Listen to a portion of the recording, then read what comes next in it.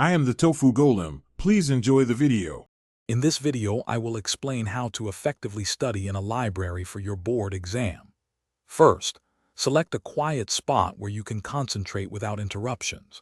Make sure to bring all your textbooks, notes, and any other materials you'll need so you don't have to leave your study area. Consider using noise-canceling headphones to block out ambient sounds and enhance your focus. Setting up your space thoughtfully is key to a productive session. To maximize your time, try using structured study methods like the Pomodoro technique, which involves 25-minute focused intervals followed by short breaks. Tackle your most challenging subjects early in your session when your mind is freshest. Remember to incorporate brief, active breaks to refresh your mind and body.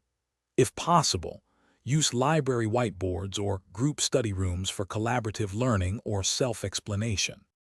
Maintaining focus is crucial. Keep yourself hydrated and bring along some healthy snacks to sustain your energy levels.